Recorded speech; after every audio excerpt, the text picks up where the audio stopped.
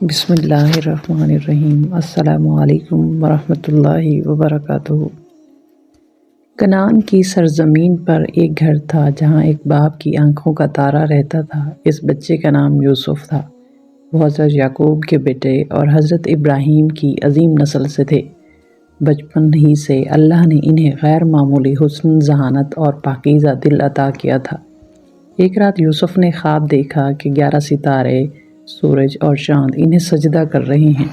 جب انہوں نے یہ خواب اپنے والد کو سنایا تو حضرت یعقوب سمجھ گئے کہ یہ خواب ایک عظیم مستقبل کی خبر ہے۔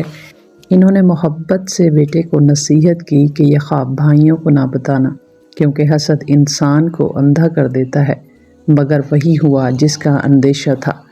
یوسف کے بھائیوں نے والد کی توجہ اور محبت یوسف کی طرف زیادہ دیکھی تو دلوں میں حسد نے جگہ بنا لی۔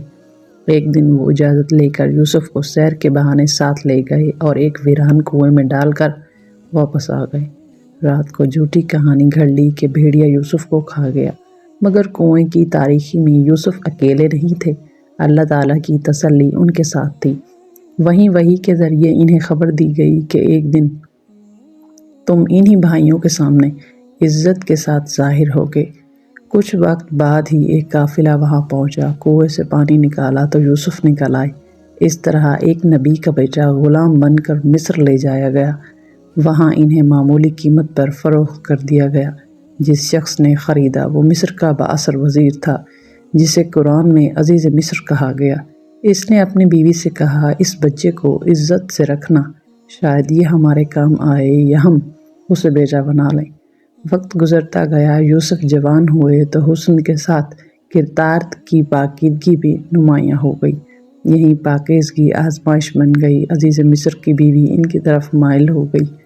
ایک دن اس نے دروازہ بند کر کے یوسف کو گناہ کی دعوت دی، مگر یوسف نے فوراً کہا، میں اللہ کی پناہ مانگتا ہوں۔ وہ بھاگے، دروازے کی طرف لپکے، مگر الزام انہی پر آ گیا۔ ثبوت یوسف کی سچائی کے حق میں تھے، پھر بھی معاشرتی دباؤ کے تحت انہیں قید خانے میں ڈال دیا گیا۔ قید کی سلاخوں کے پیچھے بھی یوسف اللہ کو نہیں بھولے۔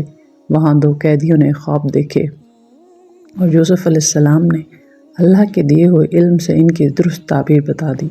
برسوں بعد مصر کے بادشاہ نے ایک عجیب خواب دیکھا۔ 7 موٹی گائیں، 7 دبلی گائیں، ہرے اور سوکھے خوشے۔ کوئی تعبیر نہ بتا سکا۔ تب قید سے رہا ہونے والے شخص کو یوسف یاد آئے۔ یوسف کو بلائے گا، مگر انہوں نے قید سے نکلنے سے پہلے کہا، میری بے گناہی ثابت کی جائے۔ تحقیقات ہوئیں اور آخرکار عزیز مصر کی بیوی نے خود اعتراف کیا کہ یوسف سچے تھے اور خطا میری تھی۔ یوں یوسف عزت کے ساتھ قید سے نکلے۔ بادشاہ ان کی دانائی سے متاثر ہوا اور انہیں مصر کے خزانے اور معیشت کا نگران مقرر کر دیا۔ 7 سال خوشحالی میں یوسف نے اناج محفوظ کیا، اور جب قحط آیا تو مصر ہی نہیں، اس کے آس پاس کی قومیں بھی بھوک سے بچ گئیں۔ قحط کے دنوں میں یوسف کے بھائی بھی اناج لینے مصر آئے۔ وہ انہیں نہ پہچان سکے، مگر آخرکار یوسف نے اپنا تعارف کروایا اور کہا، آج تم پر کوئی گرفت نہیں، اللہ تمہیں معاف کرے۔ باپ حضرت یعقوب اور پورا خاندان مصر آ گیا۔ یوسف کا بچپن کا خواب پورا ہو گیا۔ سب ان کے سامنے جھک گئے۔ روایت کے مطابق عزیز مصر کے انتقال کے بعد اس کی بیوی، جسے تاریخ بی بی زلیخا کے نام سے جانتی ہے، سخت آزمائشوں سے گزری۔ پھر وہ ایمان لے آئیں، اپنی غلطی پر نادم ہوئیں، اور اللہ کے حکم سے حضرت یوسف سے نکاح ہوا۔ یہ نکاح پاکیزگی، توبہ اور رحمت کی ایک مثال بن گیا۔ حضرت یوسف نے زندگی بھر عدل، حکومت اور اللہ کی اطاعت کے ساتھ حکومت کی۔ غلامی سے تخت تک کا یہ سفر ہمیں سکھاتا ہے کہ اگر انسان صبر کرے، اللہ پر بھروسہ رکھے اور گناہ سے بچے تو اللہ اسے وہاں سے عزت دیتا ہے جہاں سے اس نے کبھی سوچا بھی نہیں ہوتا۔